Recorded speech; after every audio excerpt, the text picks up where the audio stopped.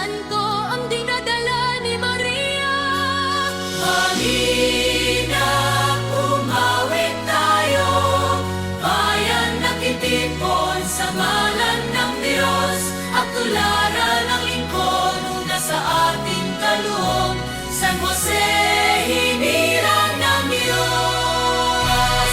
Sa ngalan ng Ama, ng Anak, at ng Espiritu Santo. Amen. Sumainyo ang Panginoon. At sumaiyo rin. Mga kapatid, ating pinagdiriwang ngayon ang banal na kapistahan ni San Jose bilang manggagawa.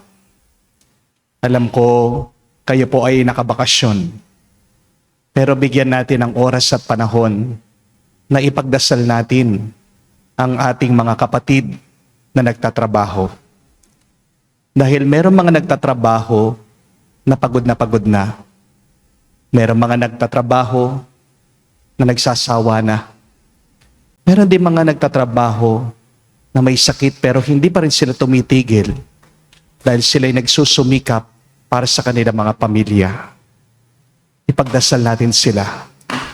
At ganyan din, tandaan natin at alalahanin ang ating mga kababayan na naghahanap din ng kabuhayan at ng trabaho.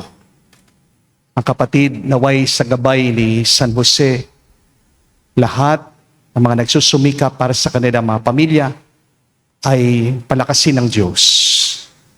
At tayo din, makita natin na anuman ang ating ginagawa, tayo ay nakikiisa sa gawain din ng Diyos.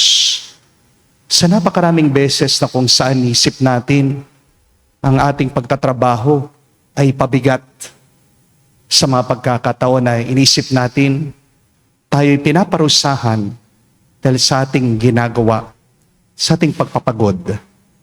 Hilingin natin muli ang awa, pagpapatawad ng Diyos.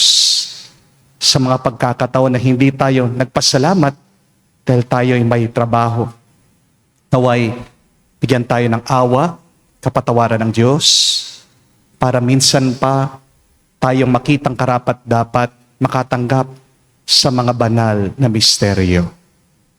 Inaamin ko Sa makapangyarihang Diyos at sa inyo mga kapatid, na lubha akong nagkasala sa isip, sa salita, sa gawa at sa aking pagkukulang. Kaya isinasamo ko sa mahal na Birheng Maria, sa lahat ng mga anghel at mga banal, at sa inyo mga kapatid, na ako'y ipanalangin sa Panginoong ating Diyos. kawan tayo na makapangyarihang Diyos, patawarin tayo sa ating mga kasalanan, at patnubayan tayo sa buhay na walang hanggan. Amen. Panginoon, kaawaan mo kami. Panginoon, kaawaan mo kami. Kristo, kaawaan mo kami. Kristo, kaawaan mo kami. Panginoon, kaawaan mo kami. Panginoon, kaawaan mo kami. Gloria in excelsis Deo.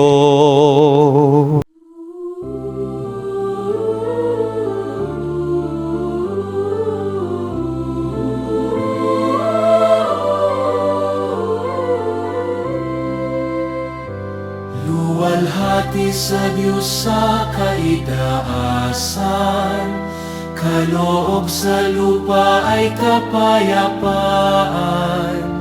Pinupuri ka at ipinagdarangal, sinasamba ka dahil sa dakila mong kaluwalhatian. Panginoon naming Diyos, Hari ng langit, Amang makapangyarihan, Panginoong Hesukristo, buktong na anak ng Diyos, Kordero ng Ama. Ikaw na nag-aalis ng mga kasalanan ng sanlibutan. Tanggapin mo ang aming kahilingan, ikaw na nanuluklok sa kanan ng Ama. Maawa ka sa akin, ikaw lamang ang manal, Panginoong Hesukristo, kasama ng Espiritu, sa luwalhati ng Ama. Amen, amen, amen, amen. Manalangin tayo. Ama naming makapangyarihan, ikaw ang may gawa sa tanang umiiral at ang nagtakda sa batas ng paggawa para sa sangkatauhan. Ipagkaloob mo pakundangan sa pagkauliran at pagdalangin ni San Jose na maganap namin ang mga gawaing iyong iniatas at makamtan namin ang gantimpala na iyong pinangako. Sa pamamagitan ni Jesucristo kasama ng Espiritu Santo, magpa sa walang hanggan. Amen.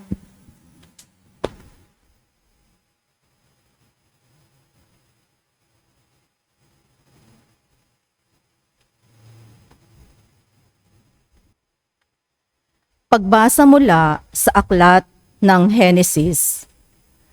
Sinabi ng Diyos, "Ngayon, lalangin natin ang tao. Ating gagawin siyang kalarawan natin.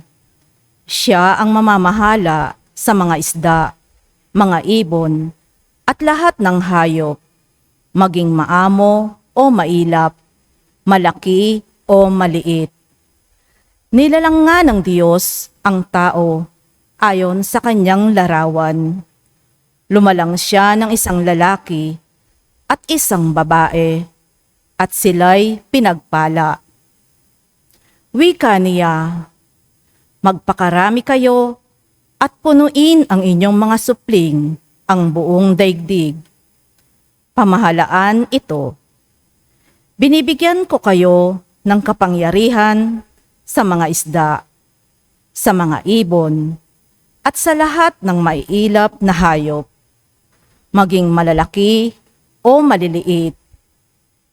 Bibigyan ko rin kayong ng lahat ng uri ng butil at mga bungang kahoy na inyong makakain. Ang lahat ng halamang lungtian ay ibibigay ko naman sa maiilap na hayop, malaki man o maliit, sa lahat ng mga ibon." At ito nga ang nangyari. Pinagmasdan ng Diyos ang lahat niyang ginawa, at lubos siyang nasiyahan. Dumaan ang gabi at sumapit ang araw. Ito ang ika-6 na araw. Gayon nilikha ng Diyos ang lupa, ang langit, at ang lahat ng bagay na naroroon. Sa loob ng 6 na araw, tinapos niyang likhain ang lahat ng ito, at siya'y nagpahinga sa 7 araw.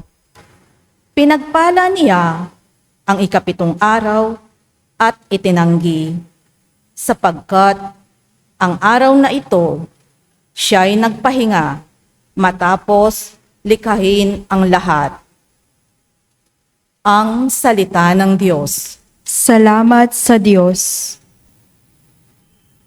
Poon kami pagpalain at iyong pagtagumpayin. Poon kami pagpalain at iyong pagtagumpayin. Wala pa ang mga bundok, hindi mo pa nilalalang, hindi mo pa nililikha itong buong daigdigan. Ikaw noon ay Diyos na, pagkat ika'y walang hanggan. Poon kami pagpalain at iyong pagtagumpayin. Yaong taong nilikha mo'y bumabalik sa alabok. Sa lupa ay nagbabalik kapag iyong inuutos.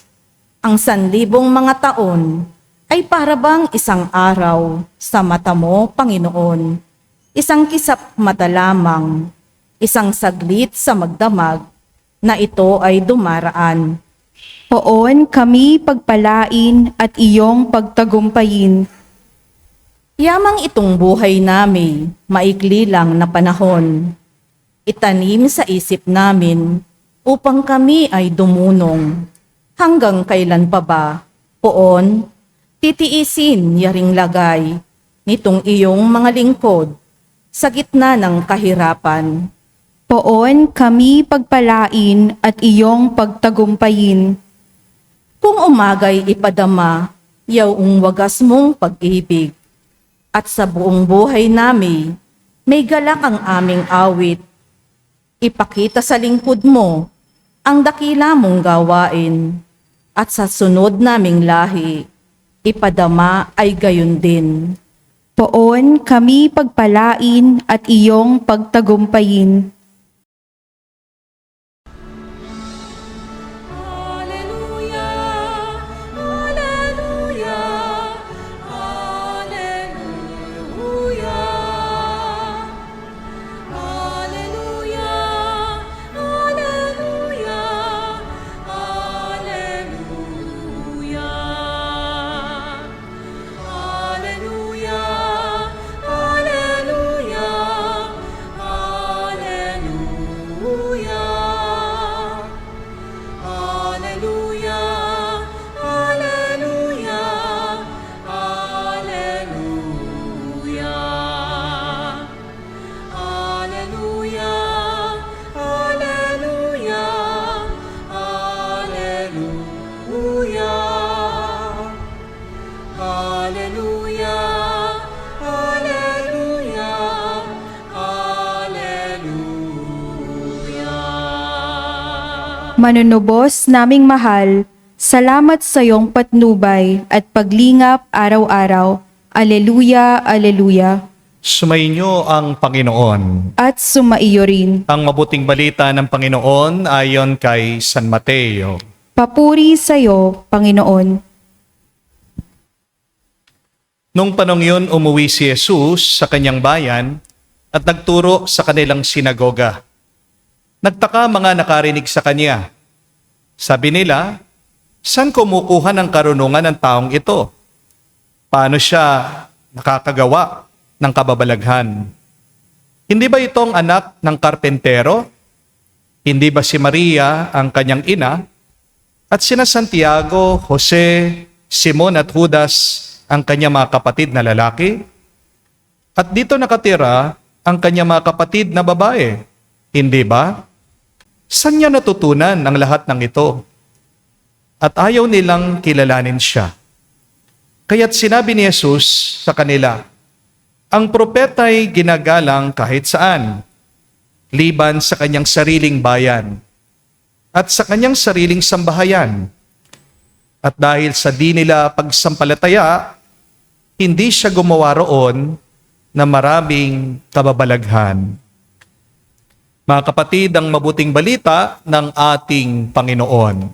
Pinupuri ka namin, Panginoong Hesukristo. Magandang araw po muli sa inyong lahat. Meron pong isang kwento tungkol sa isang magsasaka.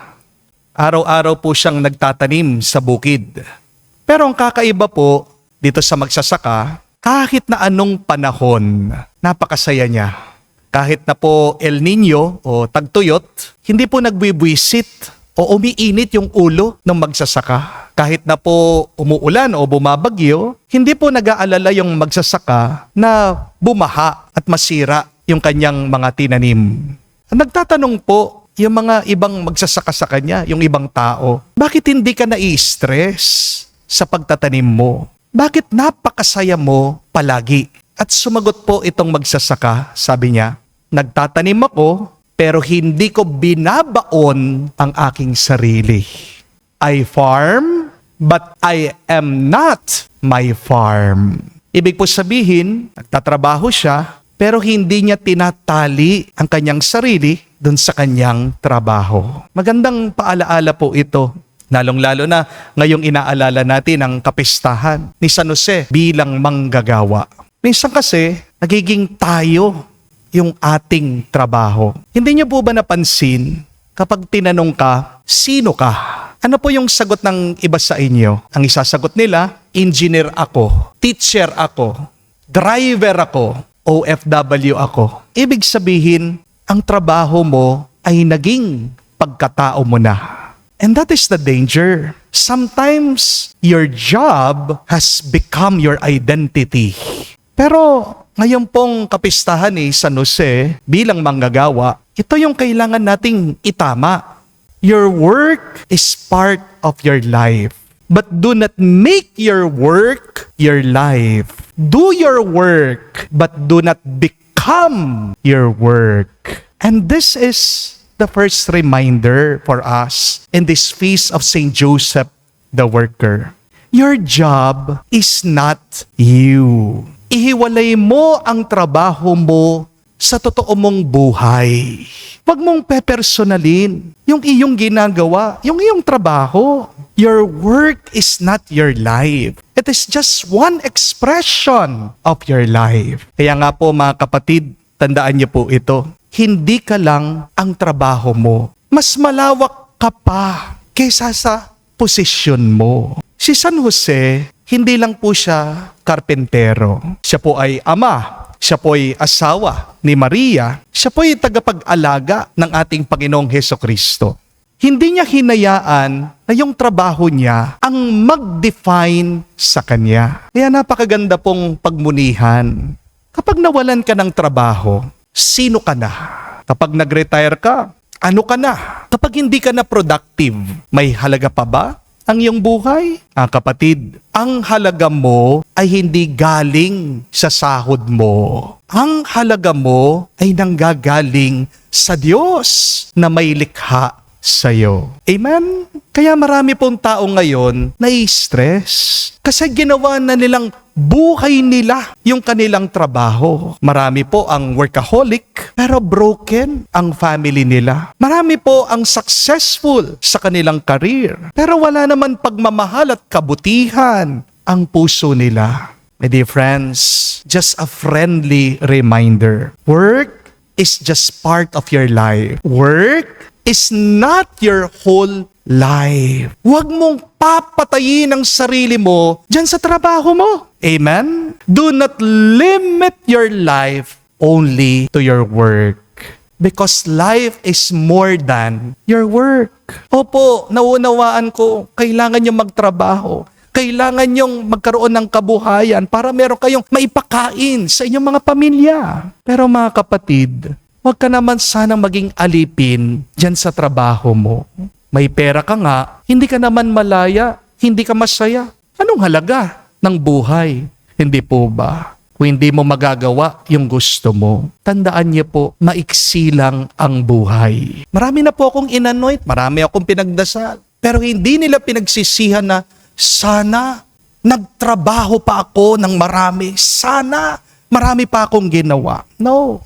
Ang pagsisisi po ng mga nasa deathbed nila ay yung sana nag-enjoy ako sa buhay ko. Sana mas nagkaroon ako ng panahon sa aking pamilya. Sana nagpakabuti pa ako. But the second reminder for us, my dear friends, is that work is not a punishment. Work is a blessing. Meron pong isang karpentero na tinanong, bakit daw po pag siya'y nagtatrabaho, gumagawa ng furniture, palagi daw po siyang nakangiti. At alam niyo po, napakaganda nung sagot nito pong karpentero. Ang sabi niya, masaya ako kapag nagtatrabaho ako kasi pinapakita ko ang kaluluwa ko sa ginagawa kong bahay, sa ginagawa kong lamesa, sa ginagawa kong upuan. The carpenter said, I am expressing my soul through my work. Wow, ganda po, no? Kaya pansinin niyo po ito. Lahat po ng matagumpay na tao ay hindi po nagtatrabaho para lang magkaroon ng resulta, para lang magkaroon ng pera. Lahat ng mga matatagumpay na tao ay masaya dun sa ginagawa nila. Bakit po meron tao na pagod pero masaya? Bakit meron naman tao na kahit na hindi pagod, napaka-miserable nila, napakalungkot nila? Ito po ay dahil ang tunay na tagumpay ay hindi mo lang makikita dun sa resulta. Ang tunay na tagumpay, nakikita mo sa proseso. Tingnan niyo po si San Jose. Wala pong spotlight, wala pong pumalakpak sa kanya dun sa ginagawa niya. Wala po siyang recognition. Ang baba pa nga ng tingin sa kanya. Anong sabi sa Ebanghelyo? Diba? Anak lang siya ng karpentero. Nilalang lang yung karpentero. Ang liit ng tingin sa kanya bilang karpentero. Pero araw-araw, pumapalo ng martilyo si San Jose. Araw-araw, Tapat siya, nagpuputol ng kahoy. Araw-araw, nagtrabaho siya ng tahimik para sa kanyang pamilya. At alam niyo po kung bakit banal si San Jose. Dahil ginawa niyang panalangin ang trabaho niya. Pinili niyang maging masaya sa ginagawa niya. Kaya kung ginagawa mo lang ang iyong trabaho para lang ikaw ay magkaroon ng sweldo, kapatid, mapapagod ka. Kung ginagawa mong iyong trabaho para lang ma-promote ka, maiinggit ka. Kung ginagawa mong iyong trabaho para lang ma-recognize ka ng ibang tao, masasaktan ka. Pero kung ginagawa mo ang trabaho mo para sa Diyos, kahit napagod ka, payapa ka. Kahit na maliit ang iyong sweldo, may saysay ang buhay mo. At kahit na walang pumapansin sa iyo, pakiramdam mo, mahalaga ka. Mga kapatid, hindi po sumpa ang trabaho. Biyaya ito. It is a blessing to work. May trabaho ka, ibig sabihin, may kakayahan ka, may kalusugan ka, may silbi ka, may misyon ka. Meron po mga tao ngayon, wala silang trabaho. Meron po mga tao naghahanap ng pagkakitaan. Meron mga tao, mga kababayan natin, gusto magtrabaho pero walang opportunity. Meron din po mga tao may sakit pero hindi makapagtrabaho. Kaya nga kapatid, kung may trabaho ka, magpasalamat ka. Amen? Huwag kang magrereklamo. Amen? Unawain niyo po ito, na ang buhay natin ay parang hardin. Life is like a garden. Kapag sa hardin, isa lang yung halaman na dinidiligan mo. Ano po mangyayari doon sa hardin? Matutuyo yung buong hardin. Ibig sabihin yan, kailangan pantay-pantay. May balance ang ating pagtatrabaho. Balance is wisdom. Yes, enjoy your work, but also nurture your soul. Love your family and have time with your friends. Kaya ngayon po, sa kapistahan ni San Jose na manggagawa, tandaan po natin, huwag mong gawing Diyos ang iyong trabaho. Gawin mo itong alay sa Diyos. At hindi ka lang empleyado, hindi ka lang negosyante, hindi ka lang OFW, ikaw ay anak ng Diyos na nagtatrabaho, kasama mo ang Diyos. At huwag po nating kalimutan, it is a blessing to work, but it is holier to work with love. Magpatulong po tayo kay San Jose para sa ating pagtatrabaho, maging masaya tayo. At naway maging instrumento tayo ng pagpapala ng ating mga kapwa. Yan naman sabihin natin, San Jose, ipanalangin mo kami ngayon at magpakailanman. Amen.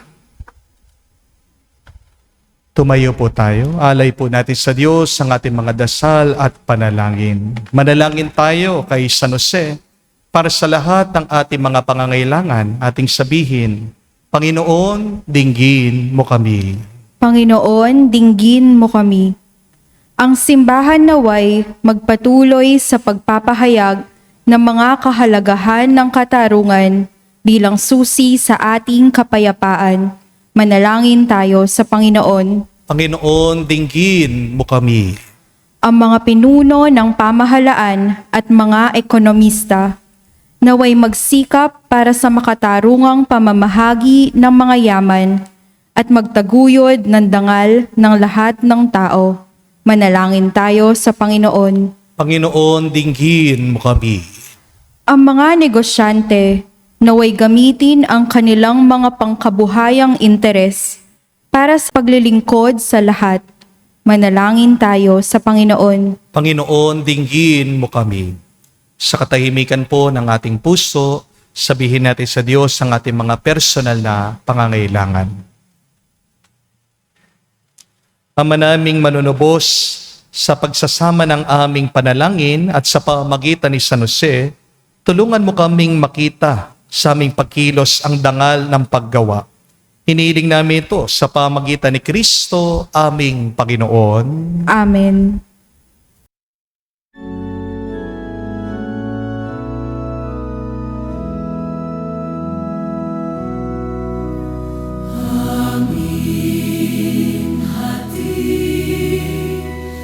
Alay na ito, ang tinapay na nagmula sa pagpapala mo.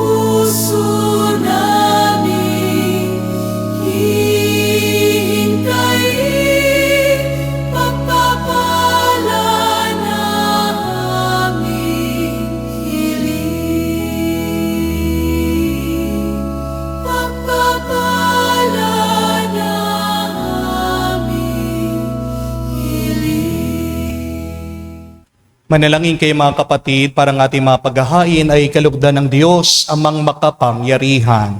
Tanggapin nawa ng Panginoon itong paghahain sa iyong mga kamay, sa kapurihan niya at karangalan, sa ating kapakinabangan at sa buong sambayanan niyang banal. Ama naming lumikha, ikaw ang pinagmulan ng tanang kagandang loob. Tunghayan mo ang mga alay na inihahain ngayon na si San Jose ay ginugunita namin. Para mo ng awa, pagbigyan ang aming kahilingan na itaguyod at tulungan ng mga handog na aming iniaalay. Kasama ng Espiritu Santo, magpa sa walang hanggan. Amen. Sumainyo ang Panginoon. At sumaiyo rin. Itaas sa Diyos sa inyong mga puso at diwa. Itinaas na namin sa Panginoon. Pasalamatan natin ang Panginoong ating Diyos. Marapat na siya ay pasalamatan. Ama naming makapangyarihan, tunay nga marapat na ikaw ang aming pasalamatan. Ngayong ginugunita namin si San Jose bilang manggagawa. Niloob mong magpakasal kay Mariang Berheng Mahal na si San Jose maasahan sa pananagutan upang may amang lumingap sangkang kinabibilangan ng iyong anak. Sa kapangyarihan ng Espiritong Banal, sinilang ni Maria ang anak mong minamahal. At para sa kanila, si San Jose naghanap buhay. Kaya kaisa na mga anghel nagsisiawit ng papuri sa iyo nang walang humpay sa kalangitan kami nagbubunyi sa iyong kadakilaan.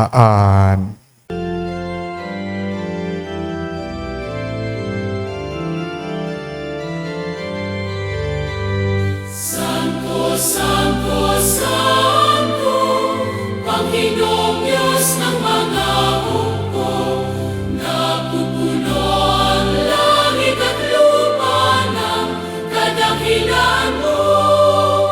Hosana, Hosana, sa kainasan, pinagpalang na paririto sa ngalan ng Panginoon. Hosana, Hosana, sa kainasan. Hosana, Hosana, sa kainasan.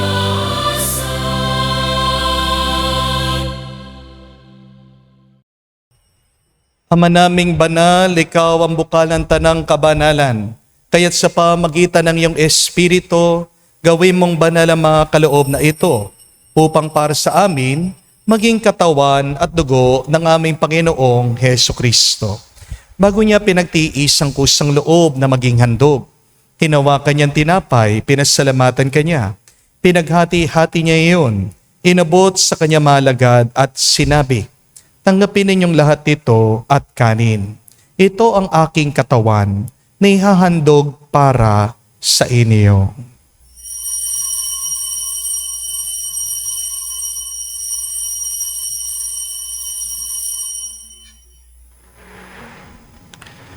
Gayon din naman nung matapos ang hapunan, hinawakan niya ang kalis. Muli kanyang pinasalamatan, nabot niya ang kalis sa kanya malagad at sinabi, tanggapin ninyong lahat ito at inumin. Ito ang kalis ng aking dugo, ng bago at walang hanggang tipan. Ang aking dugo na ibubuhos para sa inyo at para sa lahat, sa ipagpapatawad ng mga kasalanan. Gawin ninyo ito sa pag-alaala sa akin.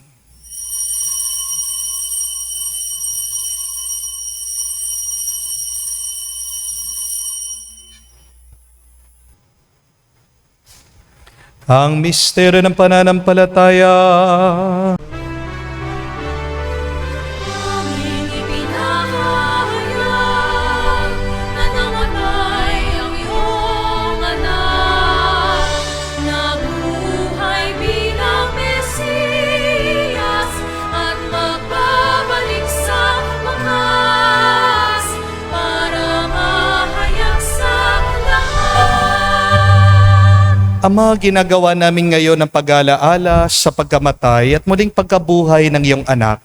Kaya tinialay namin sa iyong tinapay nagbibigay buhay at ang kalis sa nagkakaloob ng kaligtasan. Kami nagpapasalamat dahil kami yung minarapat na tumayo sa harap mo para maglingkod sa iyo. Sinasamo namin kami magsalo-salo sa katawan at dugo ni Kristo ay mabuklod sa pagkakaisa sa pamagitan ng Espiritu Santo. Ama, lingapin mong iyong simbahan, laganap sa buong daigdig. Puspusin mo kami sa pag-ibig. Kaisa ni Leon ang aming Santo Papa, si Florentino, aming Arsobispo, at ng Tanang Kaparian. Alalahanin mo rin ang aming mga kapatid na nahimlay. May pag-asang sila'y muling mabubuhay. Gayon din naman lahat ng mga pumanaw. Kawan mo't sila't patuloyin sa iyong kaliwanagan. Kawan mo at pagindapatin kaming lahat na makasalo sa iyong buhay na walang wakas. Kaisa na mahal na Birhen Maria, Ina ng Diyos. Kaisa ni San Jose, ang kanyang malwalhating esposo. Kaisa na mga apostol at lahat ng mga banal na namuhay dito sa daigdig na kalugod-lugod sa iyo. May pagdiwang nawa namin ang pagpupuri sa ikararangal mo sa pamagitan ng iyong anak, aming Panginoong Jesucristo. Sa pamamagitan ni Kristo, kasama niya at sa Kanya, ang lahat ng parangal at papuri ay sa iyo, Diyos Ama, makapangyarihan, kasama ng Espiritu Santo, magpasawalang hanggan. Amen. Amen. Amen. Amen. Amen. Amen. Sa nakagaling na utos sa turo ni Jesus sa Panginoon natin na Diyos, ipahayag natin ang lakas loob.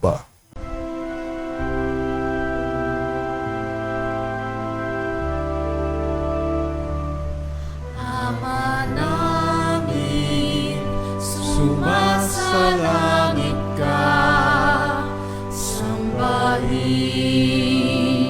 ang ngalan mo, mapasa amin ang kaharian mo, sundin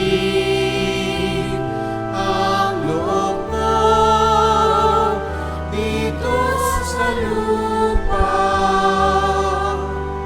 para lang sa langit.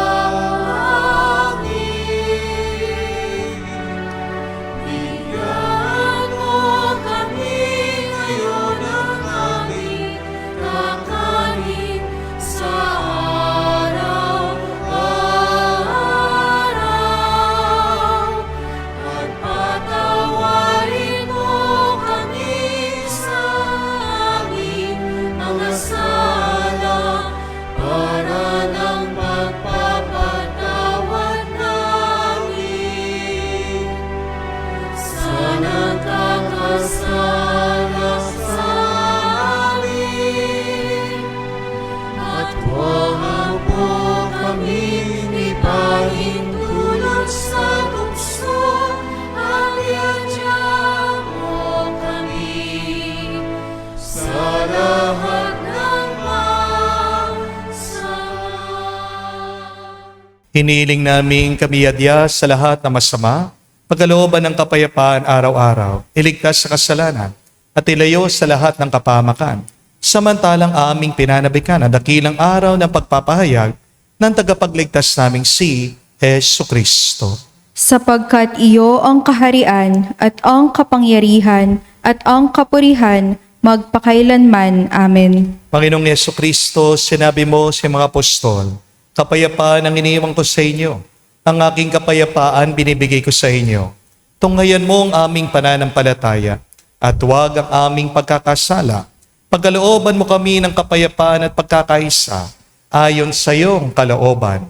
Kasama ng Espiritu Santo, magpa sa walang hanggan. Amen. Kapayapaan ng Panginoon ay laging sumainyo. At sumaiyo rin. Magbigayan po tayo ng kapayapaan sa bawat isa. Pisuin niyo po, kapayapaan po sa inyong lahat. Cordero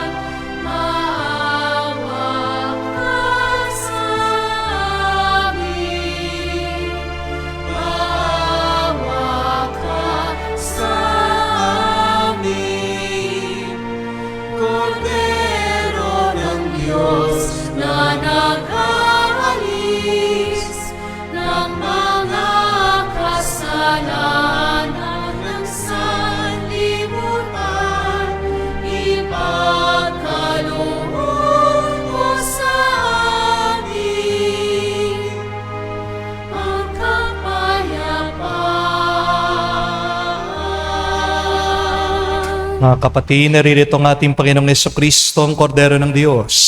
Siya nag-aalis sa mga kasalanan ng sanlibutan. Mapalad tayong lumalapit sa piging ng Kordero. Panginoon, hindi ako karapat-dapat na magpatuloy sa iyo, ngunit sa isang salita mo lamang ay gagaling na ako.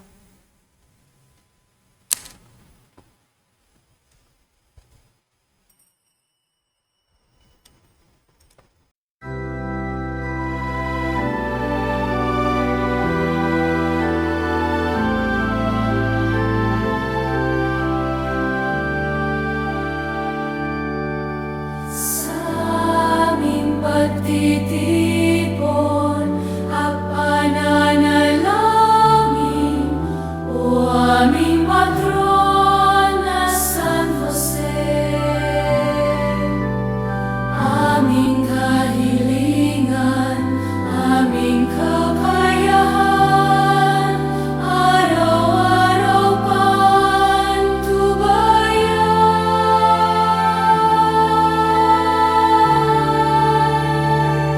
Patron namin San Jose, akayin mo kami kay Jesucristo sa buhay na walang hanggan. Aming mga pamilya at buong sambayanan, yakapin mo. Patron namin San Jose, akayin mo kami kay Jesucristo sa buhay na walang hanggan. Aming mga pamilya at buong sambayanan, yakapin mo. Patron namin San Jose.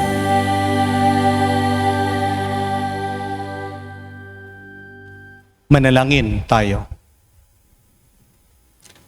Ama naming mapagmahal, kaming iyong pinagsalo sa banal na pakikinabang ay tumanggap nawang lubusan ng bungang walang maliw na kapayapaan sa pagtataglay namin ng katibayan ng iyong pag-ibig sa aming kalooban ayon sa halimbawa ni San Jose at sa pamagitan ni Jesucristo kasama ng Espiritu Santo magpa sa walang hanggan. Amen. Mga kapatid, tandaan po natin ang dalawang paalaala ngayong kapistahan ni San Jose tungkol sa ating mga trabaho. Una, hindi ikaw ang iyong trabaho. You are not your job. Your work is just part of your life. Do not make your work your life. Kaya yung mga walang tigil na nagtatrabaho sa inyo, pahinga naman kayo. Bigyan nyo naman ng oras at panahon ang iyong mga pamilya, inyong mga asawa, lalong-lalo na ang Diyos. Mga kapatid, mabuti yung nagtatrabaho. Pero masama ang trabaho kapag ginawa mo na lang lahat tungkol sa iyong trabaho. Amen? But secondly, find joy in your work. Because the work is a blessing. Kapag nagtatrabaho ka, nakikisa ka sa trabaho ng Diyos. Hindi po parusa ang trabaho. Yung mga iba sa inyo na may sakit, sabihin sa akin sigurado, Father, paano pa ako makakapagtrabaho? Nasa kama na lang ako, hindi na ako makagalaw. Ang trabaho nyo ay magpahinga. Amen? Ang trabaho nyo ay magdasal para sa inyong mga pamilya. Amen? Mahalagang trabaho po yan. At kahuli-hulihan, kailangan balansihin natin ang lahat. Kahit naman po ang sasakyan, kapag hindi balanse ang mga gulong, yan ay magigewang-gewang. Madali ka maaksidente kapag hindi balanse ang iyong sasakyan. Ganyan din po sa buhay. Mahirap makarating sa karya ng Diyos kapag hindi pantay ang iyong buhay. Mga kapatid, ora et labora. Sabi po ni San Benedicto, ibig sabihin, pray and work. Tingnan niyo po, doon sa kasabihan niya, ora et labora. Inuna niya yung panalangin bago yung trabaho. At maganda din na gawin mong panalangin ang iyong trabaho. Diyan magiging mas pinagpala ang buhay mo. Sumainyo ang Panginoon. At sumaiyo rin. At kayo basbasan ng Diyos, makapangyarihan sa lahat, sa ngalan ng Ama, ng Anak, ng Espiritu Santo. Amen. Ang ating misa ay natapos na. Pumayo kayo sa kapayapaan ni Kristo. Salamat sa Diyos.